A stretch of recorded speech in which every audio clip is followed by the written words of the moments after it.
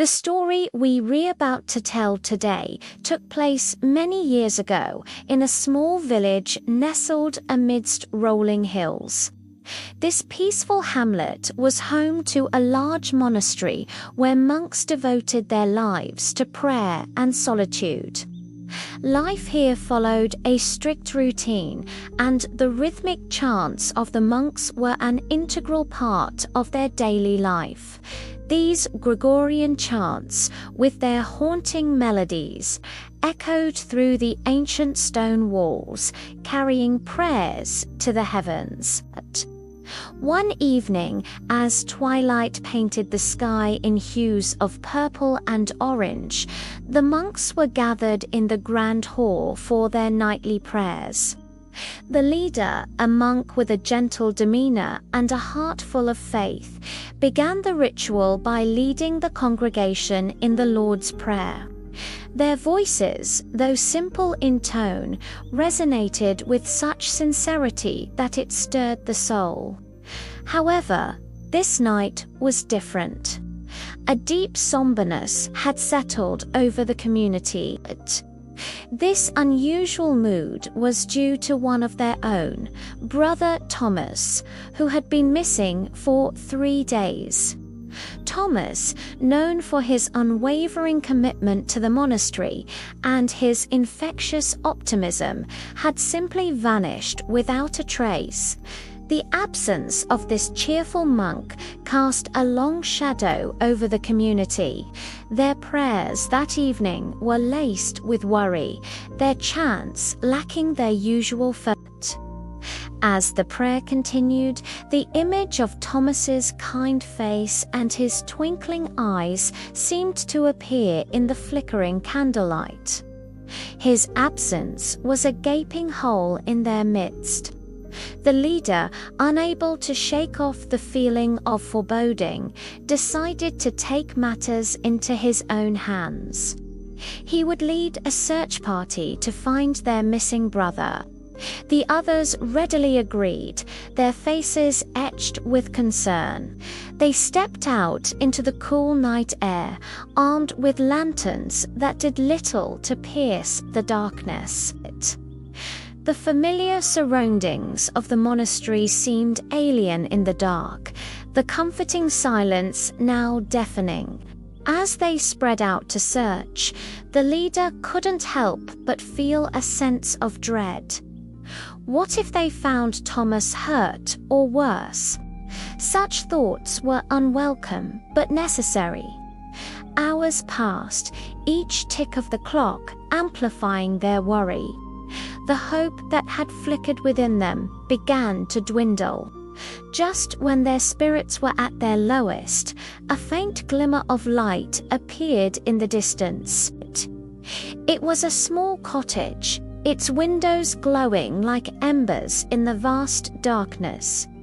Could this be where Thomas was? The leader quickened his pace, his heart pounding in his chest. As they drew closer, the sound of singing reached them, and not just any singing, but joyous hymns that spoke of faith and hope. Hesitantly, they knocked on the door, and when it opened, they were met with a sight that brought tears to their eyes. There stood Thomas, his face radiant with happiness, and beside him a woman with an angelic presence. Overcome with emotion, the leader rushed to embrace Thomas, relief washing over him like a tidal wave. But before he could utter a word, Thomas held up a hand, his eyes shining with an otherworldly light. With a voice that seemed to echo from the heavens, he said, "Do not touch me, for I am in the presence of the Lord." Startled by his words, yet filled with curiosity, the leader looked towards the woman who had opened the door. She, too, had an inexplicable aura about her, and her eyes seemed to hold ancient wisdom. She stepped forward and introduced herself as Mary, the keeper of the light of Christ. Confused but intrigued, the monks followed her inside the cottage. What they saw there would change their lives forever. The interior of the cottage was unlike any place the monks had ever seen. The walls shimmered with a soft ethereal glow, and the air was heavy with the scent of lilies. In the center of the room was a magnificent golden cross, and around it were gathered various individuals from different walks of life. Some were young, others old, and some seemed lost and troubled. Mary explained that this was a sanctuary, a place where those who were weary or searching for solace could find peace. She then led the monks to a corner where a fire was burning brightly. And as they approached, the faces of the people there turned towards them, their eyes filled with warmth and welcome. Seated among them was an elderly man with a long white beard. His eyes, though aged, twinkled with kindness, and his presence exuded a deep sense of tranquility. As the monks approached, the man rose to his feet, and with a voice that resonated with authority, he greeted them. "Welcome, brothers, to the place where the light of Christ shines." Thomas, overcome with emotion, stepped forward and fell to his knees before the man. "Father Joseph," he exclaimed, his voice trembling with reverence, "I have found you." Father Joseph, recognizing Thomas, smiled and gestured for him to rise. "My son," he said, "you have indeed found me, and I am overjoyed to see you here with your brothers." But why was Thomas here? Why had he left the monastery without a word? The leader, still confused, turned to Mary, who had been watching them quietly. She stepped forward and began to speak. "This place is not merely a shelter, Mary, for those seeking refuge. It is a beacon of hope for those who have lost their way." Her voice echoed with conviction. "Many come here broken and lost, and it is our duty to guide them back to the path of righteousness." Her gaze turned towards the leader, and he felt a sudden clarity. He remembered Thomas's radiant face, the inexplicable joy he had exuded when they found him. It dawned on him that Thomas had not been lost, but had been here all along.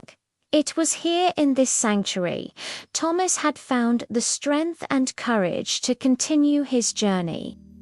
With newfound understanding, the leader approached Thomas and knelt beside him. "Brother Thomas," he said softly, "we were worried sick. Why did you leave without saying goodbye?" Thomas looked up, his eyes shining with gratitude. "I am sorry, my leader, but I needed to find myself. I was lost in the noise and rituals of the monastery. I needed solitude, quiet to hear the voice of the Lord more clearly." The leader, touched by Thomas's words, realized that they had all been so focused on finding Thomas that they had neglected to listen to what he was trying to tell them. They had missed the signs of his struggle, the quiet pleas for help. As the night deepened, the monks shared stories and laughter with the people in the sanctuary.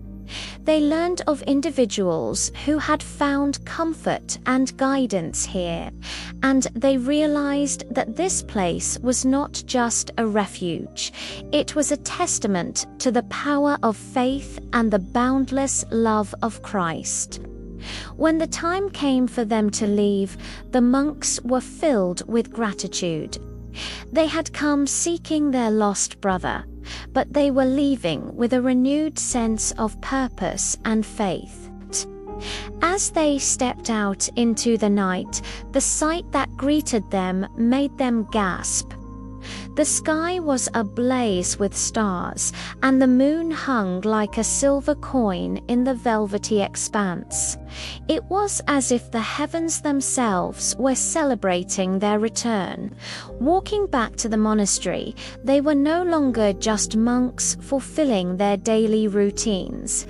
They were brothers who had journeyed to the heart of faith, where they had found not only Thomas, but also a deeper connection with each other and with God. The Gregorian chants that filled the monastery that night were different. They carried a new depth, a new sincerity born from their experience in the sanctuary of light.